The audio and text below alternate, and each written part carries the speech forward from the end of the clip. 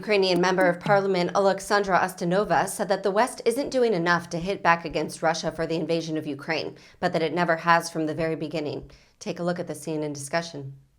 Oleksandra Ustinova, she is a Ukrainian member of Parliament, and we thank you very much for being with us. I wonder, do you think Vladimir Putin is real about this nuclear threat? I don't know. Only Vladimir Putin knows what he's real about. And the one thing I can say, if he wants to do something, he's going to do that. Because Ukraine was a neutral country in 2014 when we were invaded. We didn't do anything to provoke him a week ago. And it's a total destruction. Our cities are being burned to ash, as you can see that.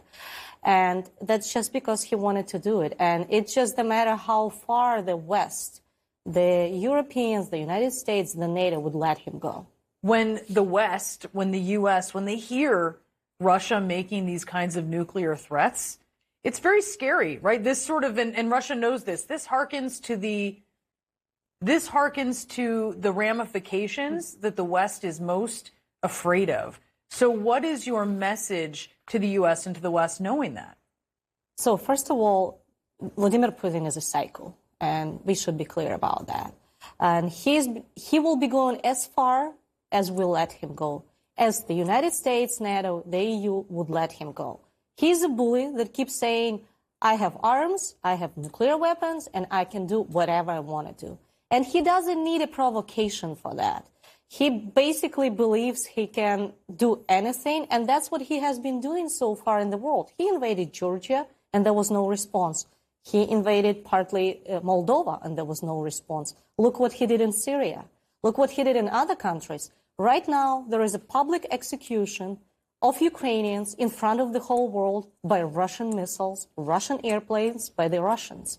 And we had been begging to protect our sky. We're not asking to fight for us. We're just asking for technical protection of the sky. We're asking for stronger sanctions. And unfortunately, even here, the world has to go into compromise, and they would put sanctions on Russia, but exclude the energy sector out of it. And that's what feeds Putin and his army. They would turn off SWIFT, but they turn SWIFT only for 7 banks out of 300 banks in Russia. Those are partial sanctions, and Putin understands that he can go as far as he wants because even in the financial sector, there is no enough reaction. Let's talk about the no-fly zone. That's something that you want. What do you say to American officials, Western officials say, hey, look, if you want us to enforce a no-fly zone, that is essentially asking us to go into military altercation potentially. What do you say to them about that? I always ask him, where is the red line? How many deaths is? Or what do you need to see on TV to do that? Because so far we have more than 2,000 people killed. And to be honest, in the 90s, Ukraine was a nuclear country. We gave up our nuclear weapons, and we were promised by 3 countries, the United States, the United Kingdom, and Russia, that they will keep our sovereignty. And in case anything happens to Ukraine, we will have the protection. Now we hear the same about the NATO countries. I can tell you, the NATO countries are not so sure about, especially the Baltic countries, Poland.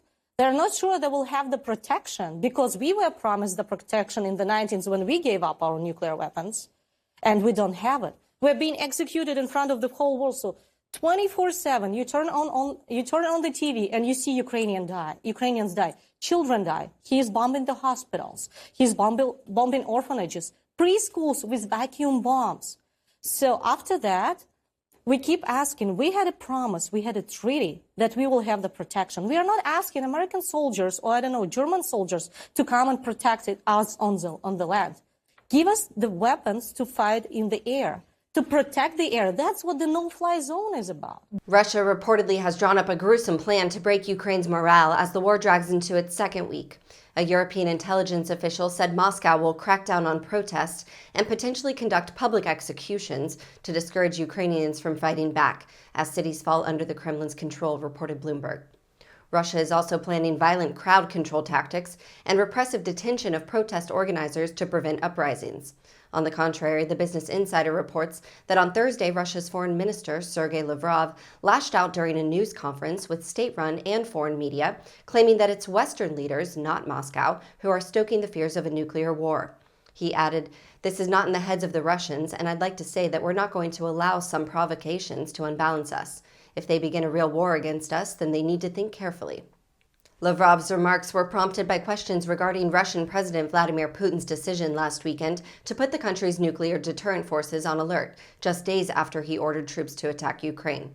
Putin said he blamed the move on what he deemed as aggressive statements from NATO and the West, which were in the midst of introducing sweeping sanctions on Russia and condemning its aggression. Lavrov's remarks on Thursday are the latest in a larger trend of Russia accusing the U.S. of creating hysteria regarding its presence in and around Ukraine. Russia's February 24th attack on Ukraine came nearly a week after its foreign ministry laughed off Western leaders warning of an imminent invasion. American intelligence officials, NATO leaders, and other Western allies for weeks warned that a Russian invasion of Ukraine was imminent, which Moscow repeatedly denied. Meanwhile, it continued to gather large amounts of troops and equipment along its borders with Ukraine. In January, Lavrov refuted the idea that Russia would invade Ukraine and said Russia is not pursuing war. Thank you for watching. Please be sure to visit us at rawstory.com. And if you'd like to see more of the Raw Report, please like and subscribe and join others who like their news raw too.